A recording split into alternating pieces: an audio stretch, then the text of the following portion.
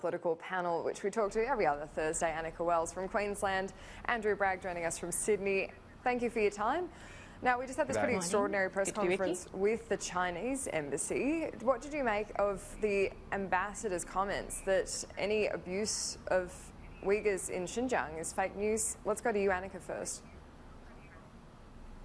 We, as with the government, remain very concerned about the condition and the status of the Uighur people. I guess something that concerned me in particular from that conference is the takeaway and what Sky just used on their strap, which is that Uighur detention is fake news. And I think that's one of the consequences from having President Trump in office, that people are loose with the truth and people are able to put aside independent evidence. And I think that should be really concerning for everybody. Andrew Bragg, your thoughts on that?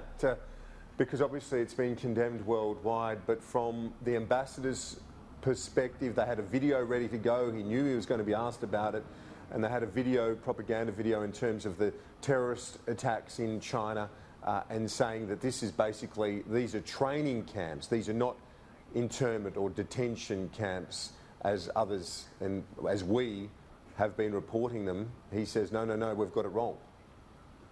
Well, Kieran, we have raised concerns, as have many independent groups around the world, about human rights issues, and we do that across the world. But I do think that we need to be careful of any form of sort of Chinese phobia as well, because you know, we do have a good relationship with China. It is an important partner. Yes, there have been issues in the relationship, and we seek to deal with those in a particular way, whether it's influence, we have a Foreign Interference Act, and so on. Well, we're not talking about issues in the relationship here when we have both sides saying that they can deal with differences. We're talking about human rights abuses.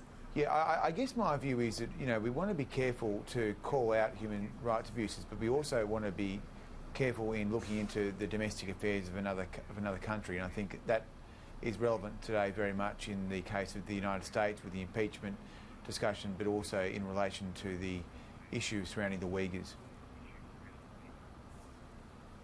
And Annika, on Yang Hengjun, the Chinese ambassador does not resolve from this case against the Australian citizen and writer, saying that formal charges will be laid.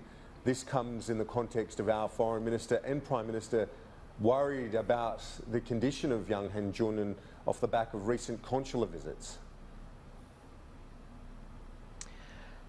It does, and I think also in my thoughts at the moment are the 27 Australians who we believe are in detention in the Xinjiang province.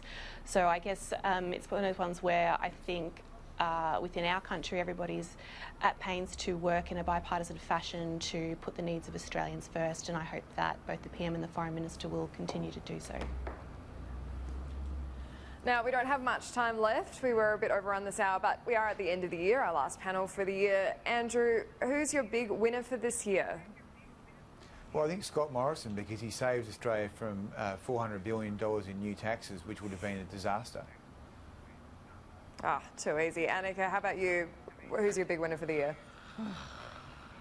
Well, the losers of the year, I think, are the people that you know, the people I march with seek to represent, which are the childcare workers and the people who have had their penalty rates cut as shift workers this year, and the health workers and emergency services workers who are crying out for more support and who are not getting it from this government without any kind of plan. So those are the people who I'm thinking of this Christmas. In terms of winners, I'd also point out, alongside what Andrew said, is someone like Craig Kelly, who started off the year under his own pre-selection pressure and is one of the biggest climate deniers, and finishes the year as chair of the government's own energy committee. So with those kind of winners, congratulations, Andrew.